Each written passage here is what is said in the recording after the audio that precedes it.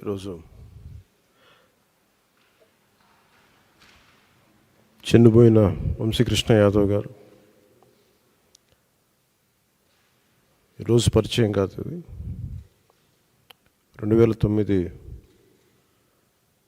నేను యువరాజ్యం అధ్యక్షులుగా ఉన్నప్పుడు ఆ రోజు నుంచి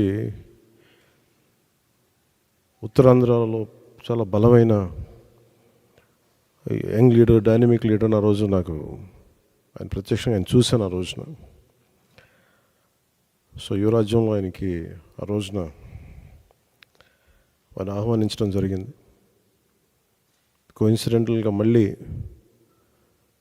2009 తర్వాత మళ్ళీ 2023లో ఎమ్మెల్సీ అభ్యర్థిగా ఉండి కూడా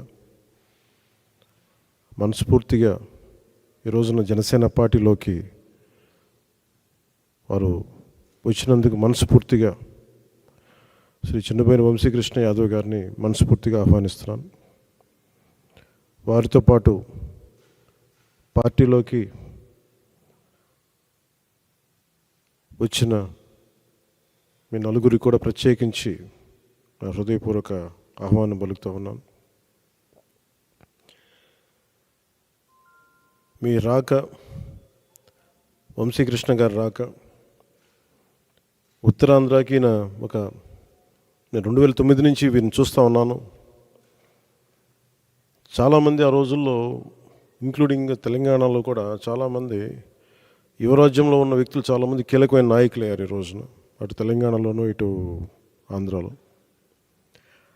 సో ఆ కోవకు చెందిన శ్రీ వంశీకృష్ణ యాదవ్ గారు మనస్ఫూర్తిగా మళ్ళీ ఇంకొకసారి రావటం, ఇందాక ఆయన అన్నట్టుగా తిరిగి సొంత ఇంటికి నేను వచ్చినట్టుగా ఉందంటే మనస్ఫూర్తిగా నేను అదే దృష్టితో చూస్తూ ఉన్నాను.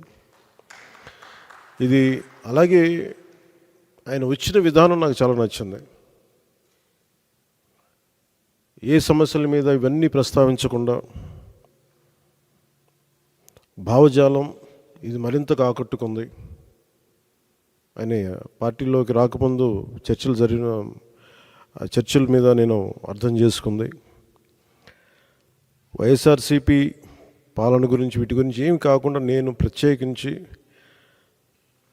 ఇంతకుముందు ఎట్లాగైతే ఆకర్షితున్నాయి, నేను 2009లో వచ్చాను. అది కూడా చాలా స్వల్ప తేడాతో ఓడిపోయారు విశాఖ తూర్పు నియోజకవర్గం నుంచి. 2014 కూడా అదే పరిస్థితి. కానీ పోటాపోటీగా మళ్ళీ ఎమ్మెల్సీ ఎన్నికల్లో పోటీ పడి గెలిచి ఆ విజయం, మరి ఇలాంటి బలమైన నాయకుడిని జనసేనకి మనస్ఫూర్తిగా ఇష్టపడి వచ్చినందుకు ఇంకొక మారు మనస్ఫూర్తిగా ధన్యవాదాలు తెలుపుకుంటూ, ఏ నమ్మకంతో అయితే జనసేనలోకి వచ్చారో మీకు మనస్ఫూర్తిగా నేను వ్యక్తిగతంగా, పార్టీ పరంగా భరోసా ఇస్తున్నాను. మీకు అండగా ఉంటాం. మీతో పాటు వచ్చిన మీ అందరికీ కూడా ఈ రోజున కండువాలించిన ప్రతి ఒక్కరు కూడా పేరు పేరున, మీరు ఒకళ్ళు ఇద్దరు నాకు ఖచ్చితంగా యువరాజ్యంలో చేశారని అనుకుంటా ఉన్నాను. మీరు చేశారు, దుర్గాప్రసాద్ గారు. సో మీ అందరికీ మరోమారు మనస్ఫూర్తిగా స్వాగతం పలుకుతూ, నేను చూస్తుంది మీకు ఆయనతో పాటు గత దశాబ్దన్నర కాలంగా ఉన్నారు కాబట్టి ఆయనకి ప్రత్యేకించి మీకు చెప్తున్నాను. ఇది ఆయన్ని నేను ఒక నియోజకవర్గం దృష్టితో చూడట్లేదు. అలాంటి బలమైన వ్యక్తులు రాష్ట్రానికి చాలా అవసరం. రాష్ట్ర స్థాయి నాయకుడిగా ఆయన ఎదగాలి. మనస్ఫూర్తిగా దానికి నా వంతు కృషి నేను చేస్తానని మీకు తెలియజేసుకుంటూ, ఆయన నమ్మి మీరు ఇంతకాలం ఆయనతో ఉన్నందుకు మీరు మనస్ఫూర్తిగా భవిష్యత్తులో ఆయనకి మంచి భవిష్యత్తు వేసేలాగా పార్టీ చాలా నిర్మాణాత్మక చర్యలు తీసుకుంటాం. చాలా బలంగా ఆయనకి అండగా ఉంటామని తెలియజేసుకుంటూ, దీనికోసం ఆయన పార్టీలో చేరిక వచ్చిన ఇక్కడ జనసేన నాయకులందరికీ, దీనిని ఒక క్రమంలో తీసుకొచ్చిన పిఎస్సి చైర్మన్ పెద్దలు, నాయకులు నాదెండ్ల మనోహర్ గారికి కూడా ప్రత్యేక ధన్యవాదాలు తెలుపుకుంటూ, ఈ సందర్భంలో ఎన్నికలు రాబోతున్నాయి. హార్డ్లీ ఒక 70-80 రోజుల్లో ఉన్నాయి. ఈ ఎన్నికలు ఆంధ్రప్రదేశ్ భవిష్యత్తుని నిర్దేశించే ఎన్నికలు ఇవి. ఏ అభివృద్ధి కోసం అయితే మీరందరూ అహిర్నిశలు వైసీపీకి దాదాపు 2014 నుంచి ఆవిర్భావం నుంచి ఆయన పనిచేసిన వ్యక్తి. అంటే మీ అందరి ఆశలు కూడా ఉత్తరాంధ్ర అభివృద్ధి కానీ మీ వ్యక్తిగతంగా మీరు ఎదగడంతో పాటు ఉత్తరాంధ్ర అభివృద్ధి, రాష్ట్ర అభివృద్ధిని ఆకాంక్షించే మీరు చేశారు.